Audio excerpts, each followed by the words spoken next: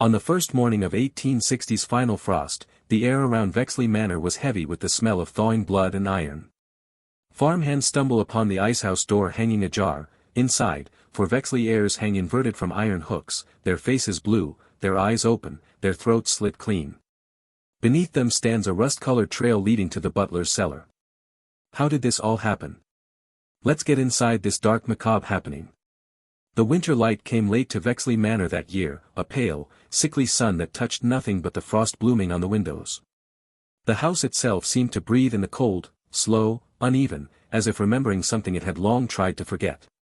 Beneath its rafters, between the murmurs of dying embers, a single sound threaded through the dawn, the faint rhythm of polished boots moving across the marble halls. That sound belonged to Elias Grange, the butler who spoke to no one and served everyone. His figure glided through corridors heavy with tobacco smoke and wine-stained laughter, carrying silver trays as though they weighed nothing, though each step bore the gravity of years unseen. He had been part of the Vexley estate for as long as the family ledger had pages. To strangers, he was merely a shadow in livery. To the family, he was furniture that bled. He rose before the dawn, when the mist from the James River curled over the fields and the frost still bit through the shutters. He began his day by lighting the hearths, one flame for each of the 4 Vexley heirs. Then, he set their dining table in silence, arranging each place setting with surgical precision. There was no love in his work, only duty, and beneath duty, something colder, like iron left too long in snow. By the time the heirs descended, Nathaniel, the eldest and most cruel, Thaddeus, drunk before the day began, Abner, with his perfumed arrogance, and Jonas, who smiled too easily to be trusted, Elias was already invisible. He opened doors, bowed, poured wine, absorbed insults, and vanished. When they laughed, he listened. When they argued, he memorized the timbre of each voice, who shouted first, who trembled last. He could trace the rhythm of their sin the way one traces the sound of a leaking pipe, constant, rhythmic, unfixable. No one asked Elias where he came from. No one remembered his wife, Ruth, sold 3 winters ago to a planter in Mississippi. No one visited the small grave at the edge of the orchard where his son, Caleb, lay beneath a slab of weather-stained wood. Elias remembered them both each morning, not with tears, but with silence. Grief, in his heart, had been refined into something pure and patient, like water turned to ice. The Vexley Manor, built in 1794, was the sort of house that demanded obedience. The walls were papered in imported silk, the portraits gilt in gold leaf that had begun to flake. The grand staircase creaked beneath secrets no one spoke of. The family Bible sat closed on the parlor table, its cover thick with dust. The heirs called themselves gentlemen, though their souls smelled of whiskey and sweat. When Elias moved, the air around him seemed to tighten. He was not tall, nor broad, but there was a gravity in his stillness that unsettled even the most brazen of guests. He never raised his voice, never allowed anger to color his words. But his silence carried the memory of generations who had screamed before him, and been buried for it.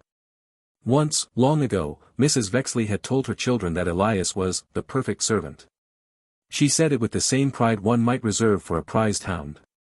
The heirs repeated her words often, though they had long forgotten the woman herself. Elias had not. He had buried her, quietly, reverently, and was the only soul in the household who could still recall the smell of her rosewater perfume. Now, he polished her silver chalices as her sons debased the same table she had once graced with prayer. He watched them gamble over ledgers and drink from goblets engraved with crosses. The room always reeked of brandy and decay, not of flesh, but of something worse, arrogance left to rot.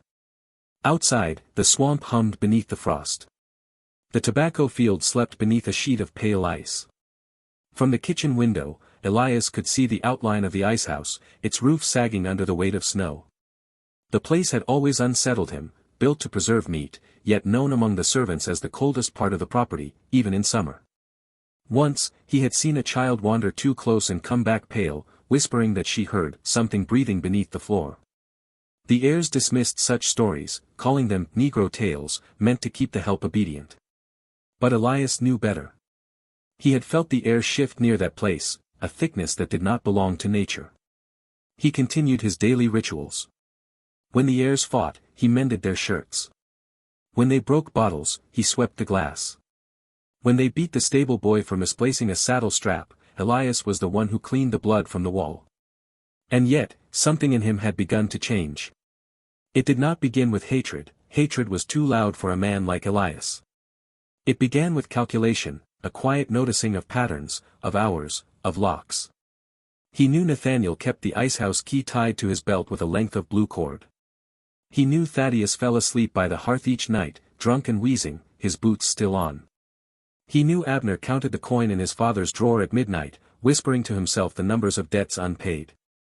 And he knew Jonas, the youngest, feared the dark more than any man his age should. Each detail Elias stored away, carefully, deliberately, not out of rebellion, but out of a sense that history was folding in on itself. The sins of the father had ripened, and the harvest was near.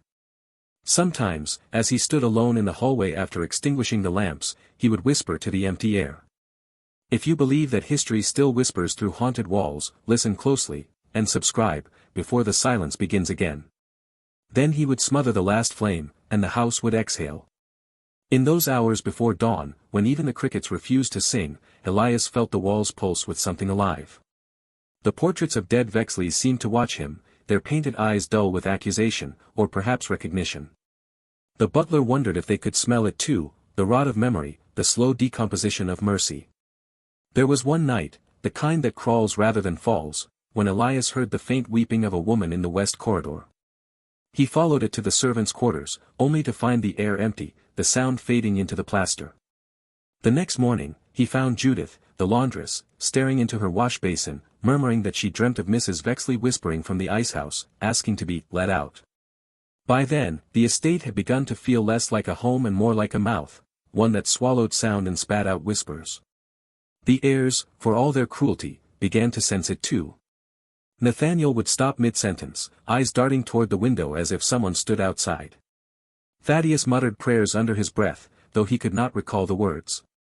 Jonas refused to enter the parlor after sunset, claiming the piano sometimes played by itself, a single note, low and drawn out, like a heartbeat under the floor. Elias never reacted. He poured their drinks, bowed, and listened. Each word they spoke became another thread in his web of remembrance. When they mocked him, and they often did, he responded with nothing more than a blink. When they demanded he thank them for his good fortune, he smiled with lips that did not move.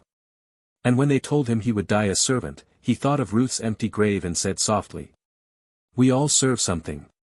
No one heard him. They never did. Outside, frost gathered along the edge of the orchard, where Caleb's grave lay. Elias visited when the moon was high, pressing his hand to the frozen earth as if checking a pulse. He would whisper his son's name, not to awaken him, but to remind the soil that someone still remembered. Each visit deepened his resolve. The world above ground might have forgotten the Grange family, but the ground never did. And the ground beneath Vexley Manor had been hungry for decades. By the year's final month, the heirs' cruelty had become ritual. They forced the servants to stand in the cold while they wagered over who could make Elias flinch first. None ever succeeded. His face remained unreadable, his eyes fixed on the horizon beyond the frost. But when the laughter died down and the heirs stumbled upstairs, Elias lingered. He looked upon the table where they'd spilled their brandy and crushed their cigars into the linen. Slowly, he began to fold the napkins again, his fingers steady, his expression calm. Beneath the cloth, the faint outline of a crucifix appeared, a mark burned into the table's surface by a candle stub weeks ago. He traced it with one finger and murmured, "Mercy is the last thing to freeze." The clock in the hallway struck midnight. Elias turned toward the east wing, where the icehouse key hung on a nail near Nathaniel's coat. He watched it sway ever so slightly, as though something unseen had breathed upon it. He said nothing. He only bowed his head and extinguished the final candle. The house swallowed him whole. That night, as the wind howled through the orchard, the portraits in the parlor seemed to tilt forward, not enough to fall, just enough to listen.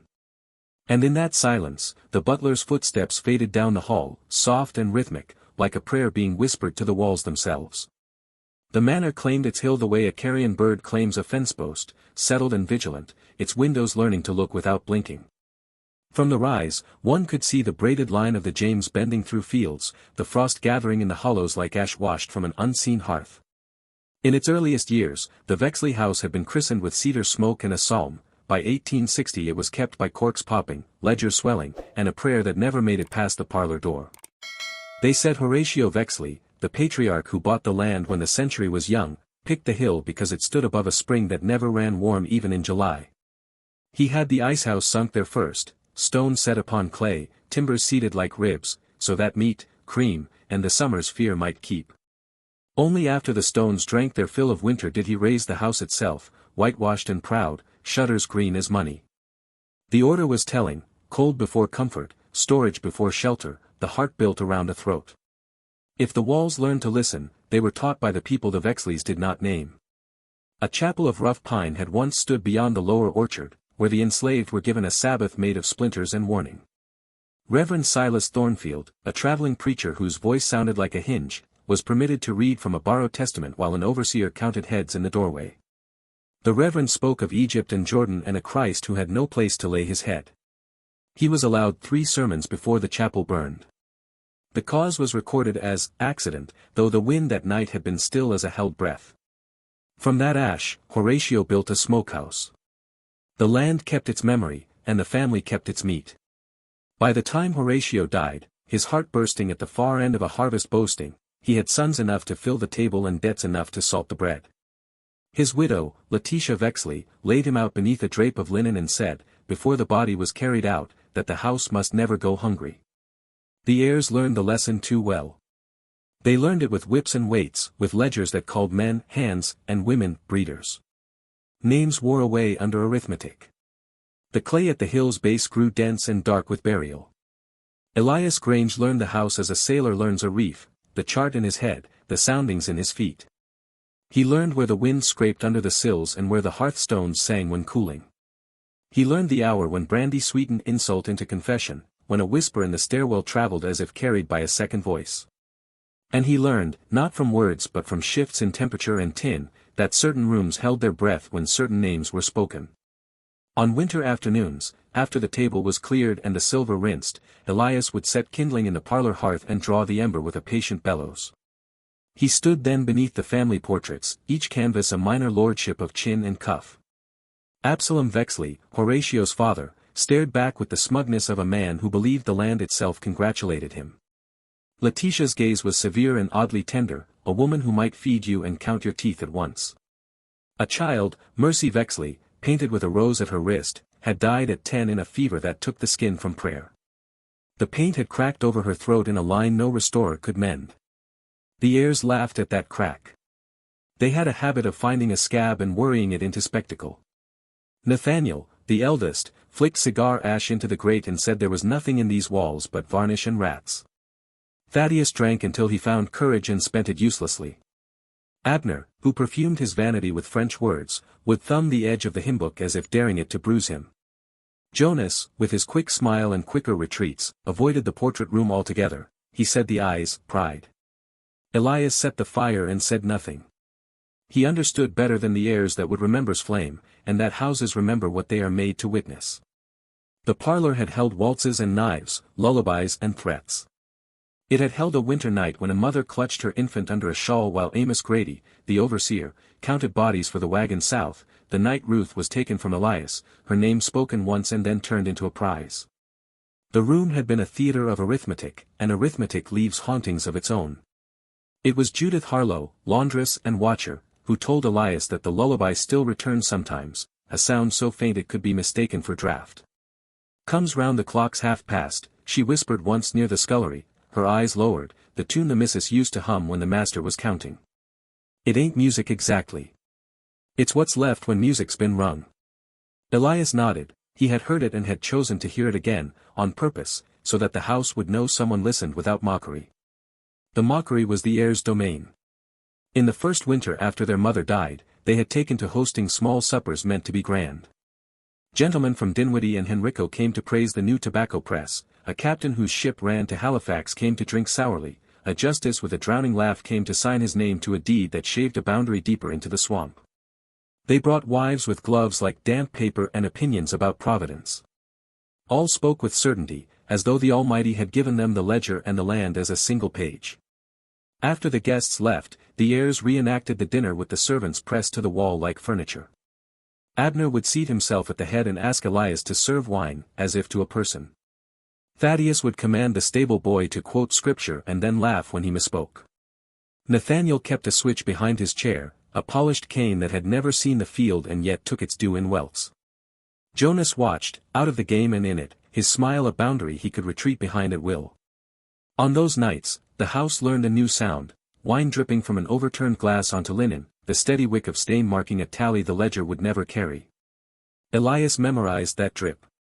He knew how long a goblet took to empty itself onto damask, and he knew which heir would grow irritated first, Nathaniel, always, because waste mocked the god he truly worshipped. The icehouse watched all this from its depression on the slope, stone belly set into frozen clay. When the doors opened, even in summer, a little fog would kneel at the threshold. Elias came and went there in daylight to bring up milk or salted pork under Amos Grady's watching eye.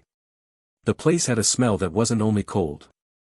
It smelled of bitten iron, of candles snuffed by gloved fingers, of the old drowned church whose beams were rumored to rest under the floor, repurposed, sanctity turned shelf. Old Liddy from the kitchen said the icehouse had been built over a spring that fed a sinkhole where a meeting of enslaved had once been broken by dogs.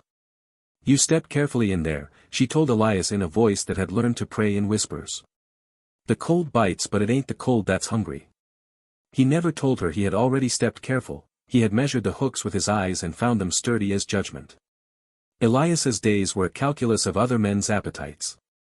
He learned which bottle grew light fastest, he learned which lock caught if you turned the key too quickly, he learned the difference between a door closed against draught and a door closed against fear. Individual sounds acquired character under his hearing. Nathaniel's boots struck a cadence that mimicked readiness. Thaddeus's steps stumbled as if each floorboard had made a private decision to betray him. Abner's heels snipped the hall with authority borrowed from Cologne. Jonas moved lightly, treading as if hoping not to leave a bruise on air. There was a week in late December when the weather hung undecided between sleet and snow, and the house grew slick with a skin of cold the fire could not cure. In those days the heirs took to carrying the icehouse key among them like a toy passed at a fair. Blue cord, brown leather loop, plain chain, it changed its leash as if testing hands. Nathaniel wore it most, clipped to his belt in a way meant to be seen. When he tossed his coat on the hall peg, the key hung alone in its loop, swaying slightly in drafts that did not exist. Elias dusted beneath it without glancing up. He had learned the key's weight by the sound it made when the loop struck wood. He had learned the distance from nail to floor by the shadow it cast at noon. He did not look because looking made men visible to cruelty. He listened because listening made him visible to memory. Memory is a geometry. It measures absence as sharply as presence. Elias's wife had gone to Mississippi, a name that sounded like a rope thrown across a river you could not cross. His son was under the orchard, where roots made a cradle and rain translated grief into chemistry. Elias spoke to neither directly. He spoke to their absence by tending the house that had erased them, as a gardener tends a hedge he intends one day to burn. There were visitors who sensed something of this arrangement. Magistrate Pierce Overton, who came twice a year to discuss warehouse contracts, could not keep from glancing at Elias as if the butler carried a question between his shoulders. "Fine house," he said once to Nathaniel, his voice cautious. "Good bones." Nathaniel, who believed praise to be a confession, smiled without warmth. "Bones indeed," he said, and rapped the mantel with his knuckles. The hollow beneath the sound made Pierce look at the floor. Elias refilled his glass, and the magistrate drank without tasting. The winter narrowed. Soot settled on skills like moral arithmetic. The swamp at the hill's base hiccuped bubbles that froze where they broke, little coins of air trapped under clear glass. Somewhere in the middle distance, a fox screamed at night with a voice that sounded like silk tearing. Judith Harlow swore she saw a woman standing under the icehouse eaves one dawn, her dress soaked to the knee, hair bound in a widow's kerchief. When Judith blinked, the eaves were empty and the frost had grown a pattern like handwriting across the door. Elias met Judith at the pump that morning. She did not tell him what she had seen. He did not tell her that he had dreamed of Ruth not as a wanderer but as stillness itself, a window in which the world outside was briefly corrected into clarity. They spoke of lye and soap fat and the way the wind at the hilltop changed direction without warning. Silence did the rest. If any man was permitted superstition among the heirs, it was Thaddeus, because drink made foolishness seem honest. He took to wearing a small brass cross he said had belonged to a woman he almost married. It hung against his skin like a thin coin of conscience. When he was deepest in the bottle, he would finger it and mutter that the house disliked him particularly. "It ain't the house," Jonas told him, face pale in the lamplight. "It's cold." Thaddeus laughed, but no mirth entered the sound. "Same difference," he said, and coughed until he spat blood into the brandy. Nathaniel despised such talk. "Houses don't dislike," he said. "Walls don't remember. A thing does what we do with it. You want a memory, write a ledger." He was a man to whom consequence occurred as a rumor. The cane behind his chair grew smoother with use. Abner read newspapers in the parlor with gloved hands, announcing that the world was changing, that tariffs might lift, that some northern scribblers fancied themselves the conscience of the republic. He called the writers soft, their faith sentimental, their arithmetic defective. "We were born to rule our acres," he told the heir, the way men tell the mirror their destiny. Elias polished the andirons beside him until their reflection refused to catch Abner's face. Through all of this, the icehouse abided, its door beam whitening with rime, its padlock biting its own tongue. There were days Elias passed it and felt as if he had come too near a sleeping thing that preferred not to be woken. The air around the lintel held a flaw, the way glass holds a bubble that refracts the world wrong. He filed that wrongness with all the others, the lullaby at half past the hour, the cracked paint at Mercy Vexley's throat, the way the key swung when no window was open. A historian might say that guilt is the first ghost, and that all other hauntings simply borrow its coat. If so, the Vexleys had wardrobes full. They carried their ghosts into rooms and set them at tables with a smile. They embroidered them into conversation as anecdote and jest. But afterward, when the china chimed in the dishpan and the last chair was turned upside down on the table, the ghosts shed their borrowed coats and went about the house in their own pale shirts. Elias, who needed no names for them, made their beds and turned down their covers.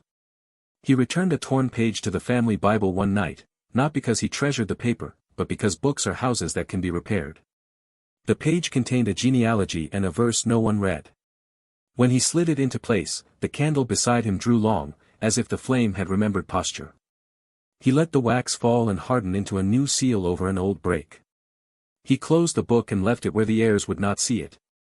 Some acts are not for eyes trained to tally. At the end of the month, the house grew quiet in a new way. Not the quiet of Sabbath or snowfall, but the quiet of rooms that have decided to hear themselves. Knocks became pronouncements. Hinges became counsel. Floorboards spoke in the particular dialect of weight.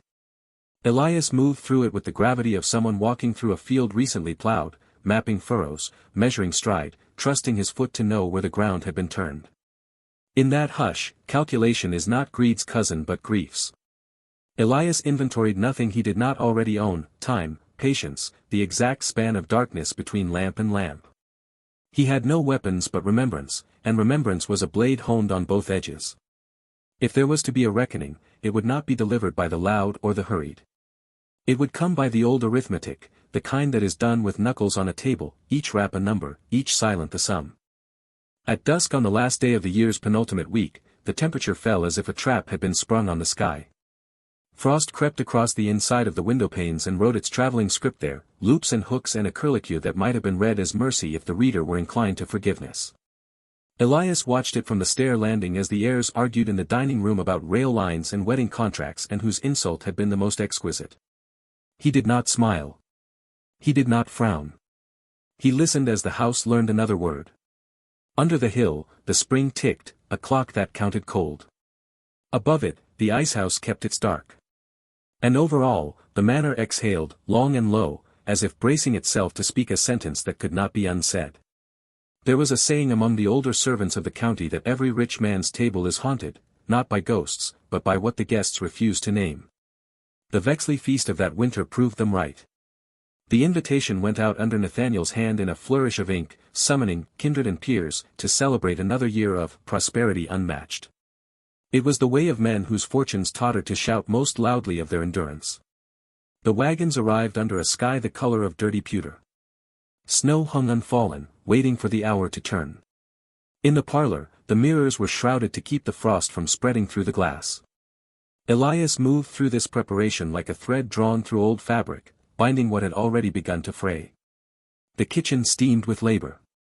Judith Harlow and old Liddy carved salt pork and prayed without sound. Elias oversaw the table, aligning candles so their flames might die evenly. He sprinkled crushed ash into the salt cellars when no one looked, not as poison, but as a reminder. The ash had been sifted from the ruin of the chapel that burned 20 years before, mixed now with the season's harvest. What men consumed of their own forgetting, they would later answer in thirst. As dusk fell, the guests came in furs and gilt buttons, boots thudding against the marble as if to stamp dominion into stone. The air thickened with perfume, with pipe smoke, with laughter that struck the rafters and came down. They toasted to crops, to contracts, to cousins not present because they had died in duels or debt. When the glasses emptied, Elias was there; when the laughter faltered, he was there too, silent and composed, refilling from a decanter whose crystal caught every tremor in his hand and gave it back to the room as light. Thaddeus was the first to grow loud.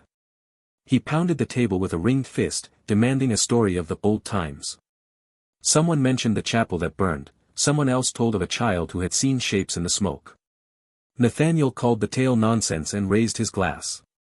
"Our family is favored," he declared. "The land chooses its blood." Across the table, Elias stood motionless. He might have been listening to the logs settle in the hearth, or to something older, the slow grinding of conscience under weight. Abner began to quote a sermon he had once heard, mocking the rhythm of the preacher's voice. "Woe unto ye," he intoned in falsetto, "who heaps house upon house." The guests laughed. Even Jonas, though his smile faltered when he saw Elias's reflection in the window, staring at nothing. Nathaniel leaned back, satisfaction shining like oil on his skin. "Elias," he said suddenly, "tell us, do you believe in ghosts?" A hush fell, the kind that waits for cruelty to find its shape. Elias bowed slightly. "No, sir," he said. His voice was quiet, but it carried. "Not in ghosts." Thaddeus laughed, spilling wine. "What then?" "Spirits." "In memory," said Elias. The words passed through the laughter like a knife through cream. Nathaniel frowned, uncertain whether mockery or menace had been offered. He chose mockery, because it was easier. "Hear that, gentlemen? Our Elias believes in memory. A fine religion for a servant, nothing to pray for, nothing to forgive." Elias inclined his head. "It serves well enough." The conversation shifted, as cruelty often does once it has tasted itself. The guests spoke of cotton prices, of rail lines and abolitionists, of who might be elected to the State House. They spoke to fill the air, not realizing the air was listening. Candle wax pooled, the first snow began to fall. From the doorway, Judith watched as Elias poured the final course of wine. She saw the ash motes in the salt glow briefly when touched by flame, a shimmer like breath leaving the body. The guests did not notice. They ate until the house itself seemed to strain under the weight of their consumption. Later, when the plates were cleared and the guests went to the parlor for brandy, Nathaniel lingered at the table. Elias remained by the wall, waiting for dismissal. Nathaniel swirled his glass. "You serve well," he said without looking up. "Almost too well. Sometimes I think this house would stop breathing if you did." Elias did not answer. Nathaniel went on. "You've seen more of us than most ever will. You've seen our strength, our failings. But remember your place, Elias. The house may remember your steps, but it answers to our name." He rose, unsteady, and left the room. The echo of his boots faded into the corridor, swallowed by the silence that followed vanity.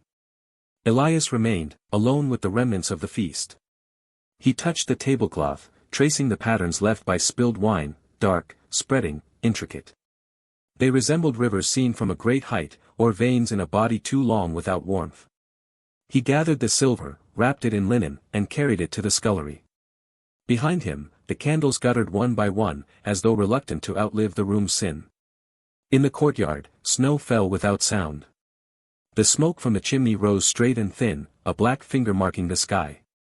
Elias stepped outside for air. The cold entered him cleanly, without protest. He looked toward the icehouse, its roof gleaming under the moon, and felt the ache of recognition. Some places wait not for forgiveness, but for witnesses. He returned to his quarters and sat on the narrow bed. In the corner, the Bible he had found among Mrs. Vexley's belongings lay closed.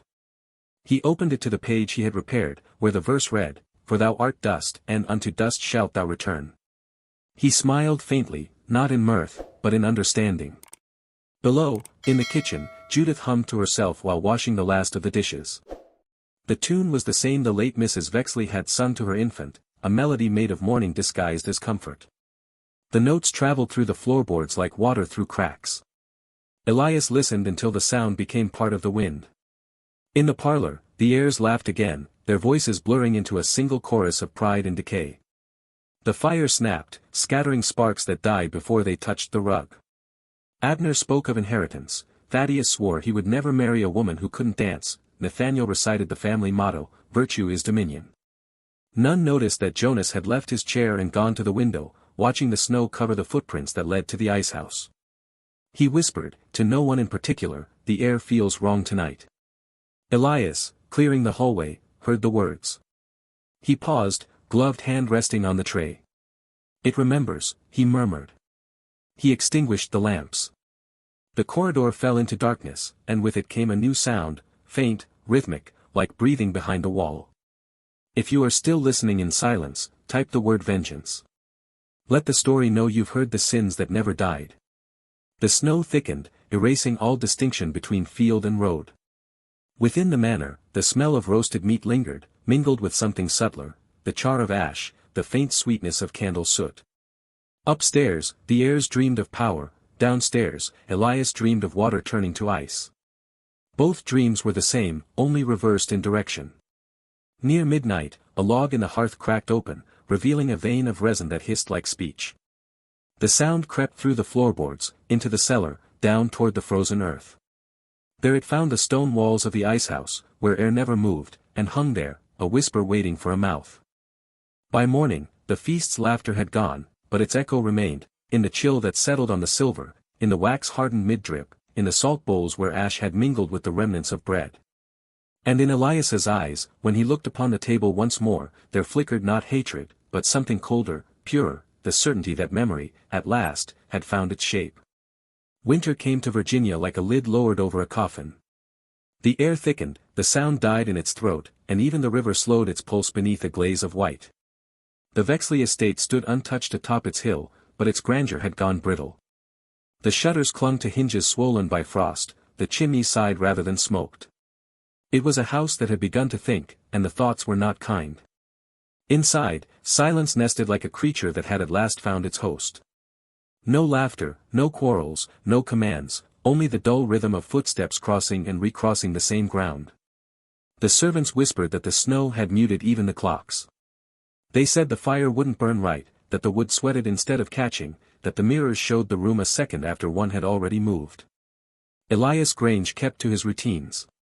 It was habit that preserved him, and habit that concealed the quiet gathering of intent beneath his ribs.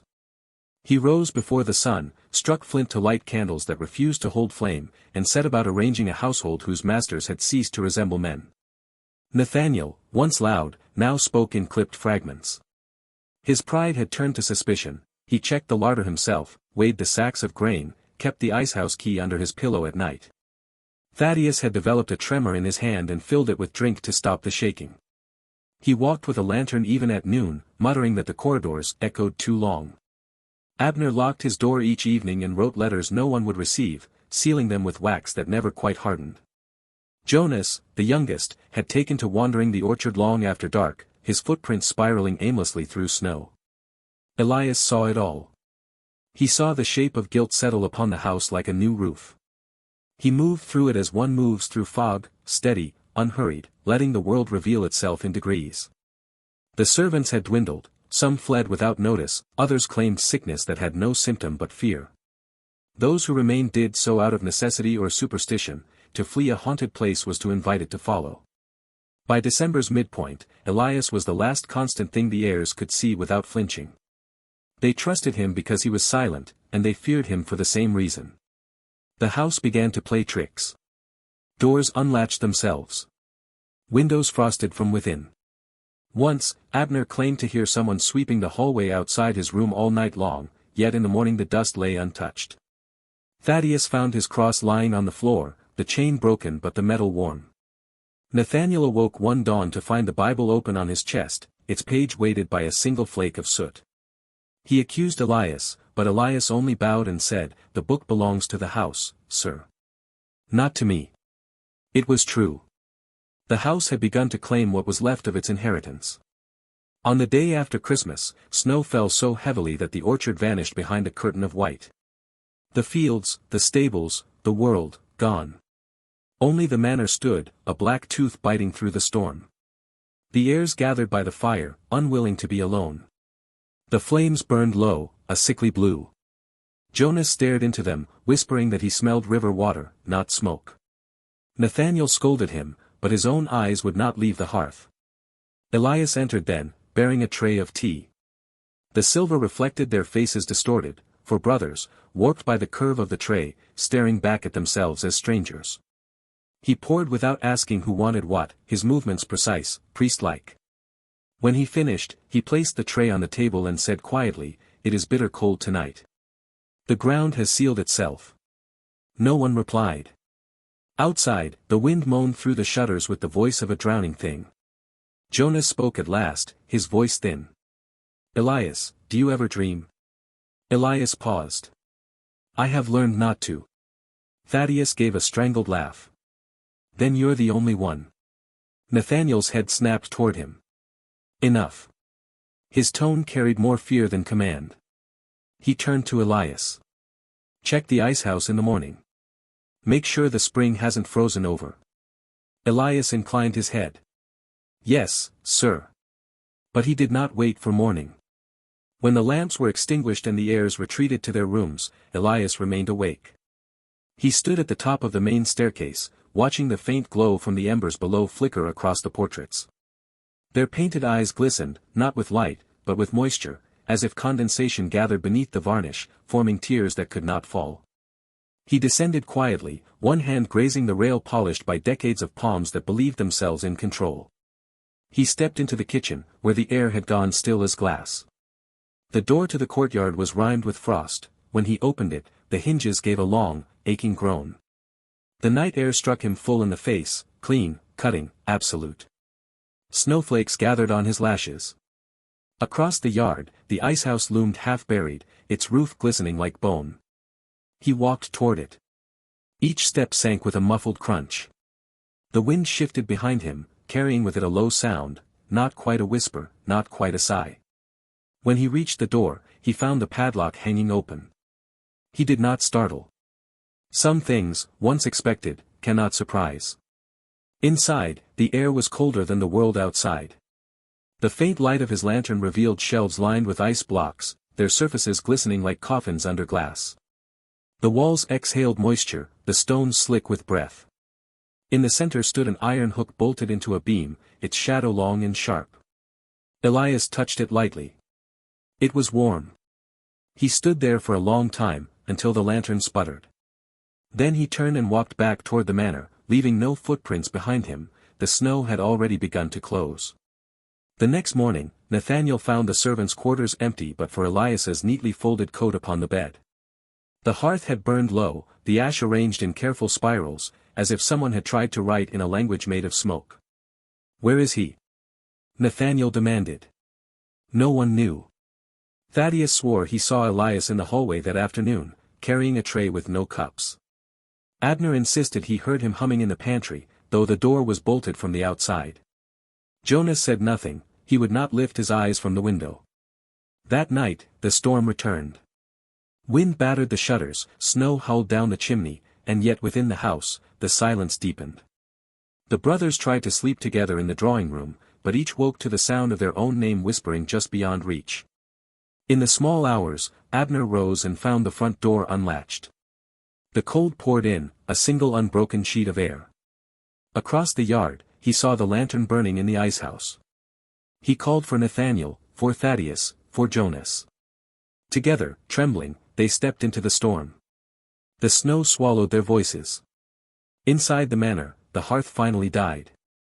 The next morning, Judith Harlow returned to find the front door ajar and the house emptied of noise.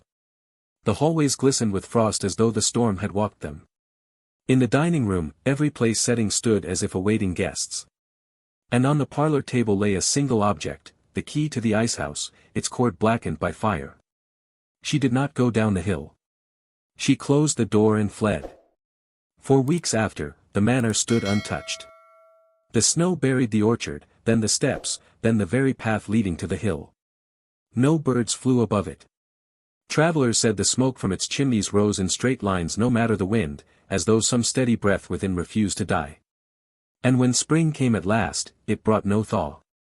Beneath the surface of the earth, the cold had learned its name, and would not give it back. The night chose its hour the way a judge chooses a word, deliberately, without hurry, with the certainty that once spoken it could not be recalled. Snow smothered the hill, wind lay down in the orchard like a dog that has learned to sleep beside a grave, and Vexley Manor stood in a hush so complete it seemed the world had been bricked up around it. Far below, under the rim of the slope, the icehouse kept its breath. Lantern light shivered once behind its door and went still, as if a pulse had settled into a colder rhythm. Within the manor, the brothers learned the order of fear. First came Nathaniel, woken by a weight that did not touch him, a pressure in the air like a verdict already signed. He groped beneath his pillow for the blue cord key and felt its absence with the intimacy of a missing tooth. In the corridor, a footfall receded, unhurried. Nathaniel rose, boots unbuckled, shirt half-buttoned, his breath a chalky cloud. The stair banister froze his palm where it met the wood. When he passed the parlor, the portraits were turned slightly toward the door, as though the dead wished to see a thing done properly. Thaddeus woke next to the sound of glass reconsidering its hold on the windowpanes. His lantern wick refused the match twice before the flame caught, a small yellow confession. He had dreamed again of water walking up the walls. He told himself that the tremor in his fingers was the same old tremor, that the cross on his chest would steady if he stood. When he opened his door, he tasted iron in the air, not as blood tastes, but as a nail tastes when it has been clenched too long in the teeth. Abner dressed as if an invitation had arrived, waistcoat crooked, cologne a brittle halo against the cold. He touched the seal on his last unsent letter and left it on the escritoire, as though the house would post it for him at dawn. He did not call for servants. He had learned that even the echo of his own name could return with an altered meaning. Jonas, youngest, did not wake so much as he stopped pretending to sleep. From his bed he watched the seam of the door glow faintly with lantern light as it passed along the corridor and descended. He had once told himself he feared darkness, he understood now that darkness was only the color of certain memories. He stood. Bare boards enumerated his steps. They came to the back hall where the outer door had been left a-sliver, the cold lifting the latch with a careful hand. Beyond, the farmyard was a page erased by snowfall. Between house and hill, footprints had already begun to fill. The lantern's bead of light downslope was not a beacon. It was a fact. Nathaniel took the lead because he could not conceive of a world that did not part before him. Thaddeus came stumbling, bottle courage gone to sleep in his blood. Abner held the lantern high like an emblem no one recognized. Jonas walked last, the snow saying his name to itself with each step and then swallowing it. The icehouse door stood with its padlock turned inward, tongue-bitten, obedient. Abner's lantern made a small kingdom inside the stone belly, shelves stacked with the winter's banks, the slow gleam of ice caught mid-breath, a beam overhead dark with old moisture. Hooks waited, iron faithful to its own purpose. In the far wall, where the seam of stones made a narrow fissure, the spring ticked softly, time counted not in seconds but in cold. Elias Grange stood at the center, exactly where a man might stand to be measured. The lantern behind him made no theater of his shadow.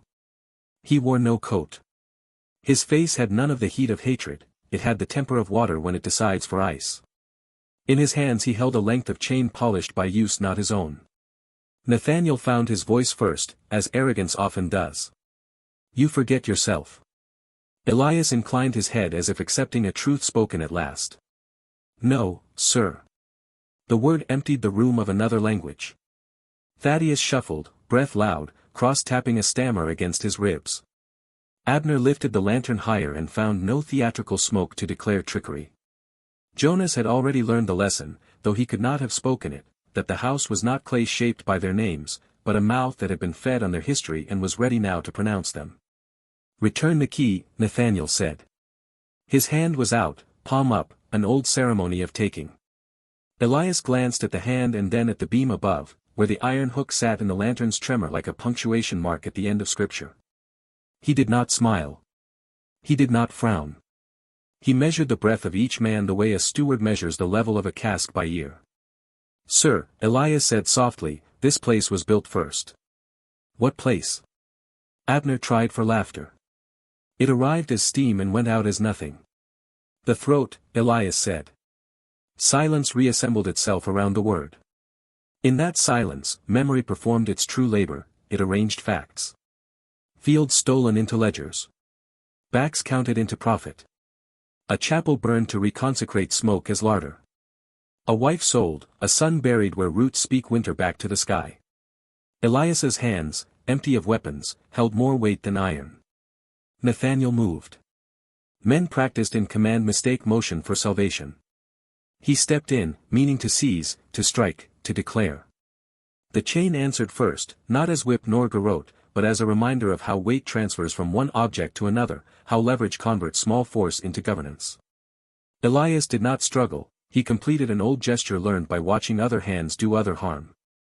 Nathaniel's feet found no purchase on the frost-brined floor, his voice remembered itself into breath. Iron spoke against timber. The hook took what it had been born to take. Thaddeus cried out, but his cry landed on salt. He reached and found the air not quite where he had left it. The brass cross slipped warm from his chest. If he saw the world tilt, it was only because he had always stood on a slope and called it level. When the chain kissed his ankles, it recognized him. Elias's touch was gentle, even tender. Reversal can be a kind of care.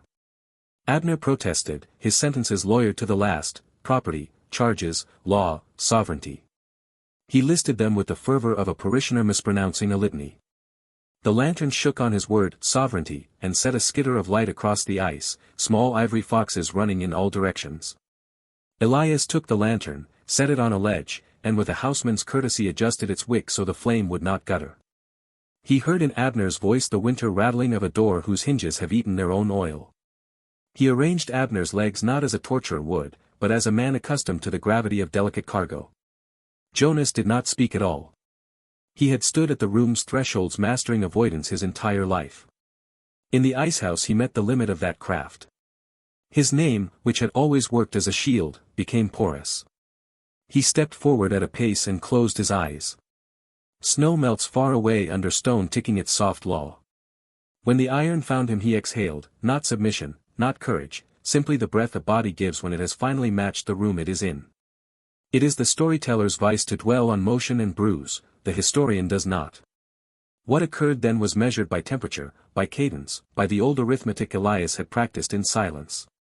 The room's heat shifted as bodies inverted. Men who had only ever looked down learned the doctrine of the rafters. Their words came thin and then nothing. Blood did what it always does at gravity's request and then did it less. A lantern flame steadied, its tongue short as a held reply. The spring behind the wall counted, tick for thaw, tick for freeze, tick for the memory of both. The ice smelled briefly of apples, as if an orchard had breathed once at the bottom of a well. Elias spoke only when necessity required. He said, "Sir," because in that room, "sir" meant witness. He answered no questions because none were asked properly. Each man's breath diminished into the thing it had overwritten, a rhythm that belonged to the world before he learned to sell it. In that long hour, the house above learned a new sound, absence. It traveled through joist and plaster, under thresholds and through keyholes, until it found the parlor and sat where the mother had once sat praying a lullaby toward a door. The portraits, which had been trained to absorb the self-regard of generations, accepted this sound with relief, though paint cannot express gratitude.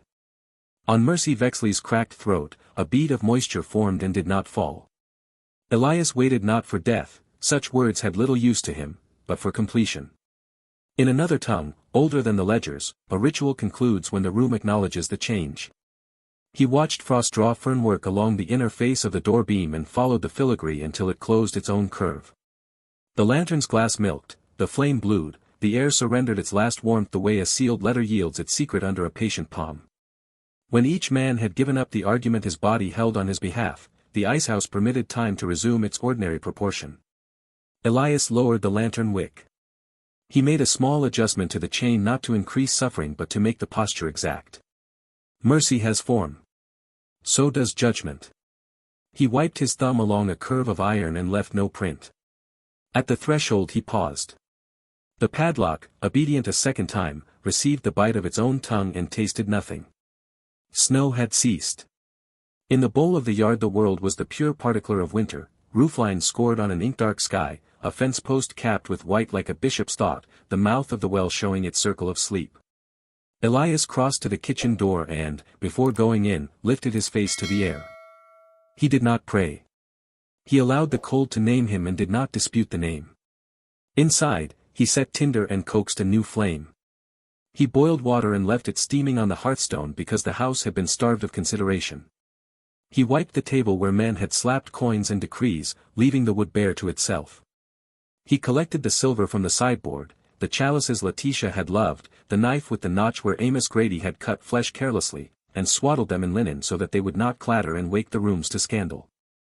In the parlor he closed the Bible on its repaired page and slid it gently beneath the table as one tucks a child after a long night. Near dawn, a sound rose the house had not made in years, the faint sweep of a broom mastered by someone who knows what dust is composed of. Elias moved down the main hall gathering the last of the feast's grit, the grit of years, into a small and sufficient pile. He took it to the kitchen door and sifted it off the threshold into snow. The ash showed gray as a thought written down at last. Judith Harlow's dream ended hard. She woke on a stool in the washroom with a basin turned to ice beside her hands. Her first breath labored like a bellows long and used. She wrapped herself, crossed herself, and went up into the house because the work is always there even when the masters are not. At the parlor she found the key, its cord scorched to black, its metal cold as obedience. She did not cry out. Some women save the noise for the place that will answer. She stepped to the front door, opened it an inch, and let the morning examine her face. Across the yard the icehouse made no smoke and no sound. Judith shut the door. She set the key upon the table beside the Bible as if one belonged to the other. Then she did what the county would later call fleeing, though the word is crude for a movement that is half pilgrimage and half refusal. Neighbors came by rumor and by duty. The magistrate arrived with a deputy whose revolver wore oil like an old lie. They did not go at once to the icehouse. Men who have measured their lives in command will postpone the moment when wood and iron make them history. They searched the house first and found nothing but order. Beds made. Coals banked. A kettle's skin cooling on the hearth. A table bare as scripture before a scribe puts hand to it. At last they went down the slope. When the door opened, cold walked out past them as though they were furniture. The lantern inside had consumed itself into a blunt black flower. Hooks bore their explanation without flourish. The deputy made the sound men make when their arithmetic fails. The magistrate removed his hat, not for piety but because piety was the only practice he had for helplessness. Behind them the house stood with its windows exposed to daylight, unshuttered at last. It did not pretend innocence. Houses cannot repent, they can only learn a new language and speak it until someone hears. Elias was not found. There are versions of the tale that insist he went to water, that he walked into the river like a man answering a call from under ice. There are versions that make of him a northern miracle, a fugitive who made the constellations his creditors and paid them in steps. But the record that matters is the one the hill kept. Footprints led to every necessary door and from none. Rooms sat in their exact order, awaiting the next breath. The orchard held its white, Caleb Grange's parcel etched under a drift. A chair that had known Letitia's weight in prayer found itself suddenly empty and did not creak in complaint. Toward noon, clouds parted a thumb width, and the sun laid a pale coin on the icehouse roof. It did not thaw. The spring ticked behind stone with a patience that outlives names. The magistrate sent for ropes and for men who would not flinch at their use. Judith Harlow, standing in the kitchen doorway, watched no one. She had eyes only for the table where the key rested beside the closed Bible. She understood which object would be remembered. That evening, as the first watchers took their stations and the rumor of Vexley spread, the manor learned its final posture. Every hinge had been oiled, every latch had found the angle that caused it to catch without noise. The house did not sleep. It holds itself as a body holds an ache when the doctor has left and the prayer has not been answered, composed, steady, listening. If there were words in the air, they were not spoken by any living mouth. They were floorboard, stone, plaster, frost, the syllables of a structure that had eaten a story and, finding it just, chose to keep it. The night chose its hour again, and this time it passed like the end of a sentence. Spring came late to Vexley Hill that year, as though the season itself feared the ascent. The valley below thawed first, the river loosened its jaw, frogs began their mournful rehearsals, but on the rise where the manor stood, the frost held on. When the thaw reached the orchard, it circled Caleb Grange's grave and left it ringed in snow, as if some older winter were keeping watch. The county sent men to reclaim the estate. They came on horseback, armed with law and rumor, their faces pale from stories told over too many fires. The sheriff walked ahead with his hat in hand, whispering to himself that he believed in God but not in ghosts, and not finding comfort in either. The house met them with quiet. No creak of hinge, no shift of shutter. The doors yielded on the first push, as if they had been waiting. Inside, everything was in order. Furniture draped in white linen. The parlor was immaculate, the Bible still closed on the table. Dustless floors, swept and pale, as though someone had polished each board in preparation for an audience that never arrived. But the smell, that faint mixture of cold iron and smoke, lingered. It was the scent of remembrance, too old for decay. They found the icehouse last. The padlock still held, but its metal had gone soft, eaten by rust from within. When they forced it open, a low sigh of air escaped, and one of the men crossed himself. The space beyond was empty. The floor had frozen smooth again, the beam stripped bare. Only faint stains, old, black, indeterminate, marked the stone. The sheriff said it looked like candle soot. No one argued. Yet the strangest thing, they said, was the temperature. Though the sun burned high, the air in that place remained as sharp and clean as midwinter. Their breath hung white as they spoke. When the door closed behind them, the frost bloomed again across its inner planks, sealing it shut with the patience of nature obeying an older order. The magistrate ordered the manor sold to settle debts. No one would buy it. For months it sat on the hill, its chimneys sighing smoke that smelled faintly of damp cedar and something sweeter. Children dared each other to run up the road after dark, to knock once on the front door and listen. Some claimed they heard footsteps answering from inside, measured, deliberate, like a butler coming to receive guests too young to be so curious. By summer, ivy crept up the walls, green against the gray. The orchard bloomed once more, though the blossoms carried no scent. The field hands from neighboring farms refused to go near, they said the bees would not cross the fence line. At dusk, the wind would rise for a moment, cold even in July, and the windows of the manor would cloud with breath. They said the house was not haunted, not truly. Haunting implies movement, and Vexley Manor did not move. It is simply remembered. The icehouse became a legend. Lovers whispered of it, ministers condemned it, poets found in it the shape of justice made visible. But no one entered. In the winters that followed, the snow always melted slower on that hill, as though frost had been taught loyalty. Years later, long after the Vexley name had passed into cautionary sermons and fading ink, a traveler from Richmond took shelter in the ruins. He wrote in his diary that the house seemed kept, as though someone still tended to its stillness. He described waking in the night to the sound of sweeping, soft, rhythmic, even, and the faint scent of soap ash. When he rose to investigate, the corridor was empty, but on the table in the parlor he found a tray laid with 2 cups and a steaming kettle. No handprints marked the dust beside it. He left before dawn, his diary closing with one final line: "There are servants who do not leave when masters die. There are duties that survive love." The orchard thickened with weeds. The gravestone sank into loam. The spring under the icehouse continued its small ticking hymn, the same note repeated without end. And when storms rolled over the valley, thunder would pause briefly above that hill, as though listening. Sometimes, in the first days of March, before the earth fully woke, locals said you could hear a low hum rising from the frozen ground, a vibration too steady to be wind. They said it was the manor breathing. Others said it was Elias Grange, still moving through the corridors in silence, setting fires that never burned out, sweeping ash that never cooled, attending a household that had finally learned humility. But the older ones, those who had seen the frost stay on the hill while the valley bloomed, said it was not Elias who lingered. They said it was the house itself that had found a voice. Because no man can hold vengeance forever. Even grief, when starved long enough, learns to change its form. Now, when the snow falls on Vexley Hill, it falls evenly, on the grave, on the orchard, on the roof. The frost no longer chooses sides. The wind no longer weeps against the eaves. The ground has remembered its own rhythm. And if you stand at the gate on a still night and whisper his name, Elias, you will hear the faintest reply, not from the house, but from the air itself. I never left Vexley Manor. The house simply learned to speak in my voice. So ends the account of the Vexley Icehouse killings of 1860, what the papers would later call a tragedy of silence.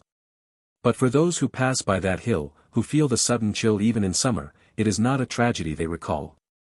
It is the sound of reckoning, carried on a wind that once belonged to a man who waited long enough for history to remember him. If the story stayed with you, if the silence feels heavier now than before, like, subscribe, and comment, I hear the house breathing. Because some walls only whisper when someone is listening.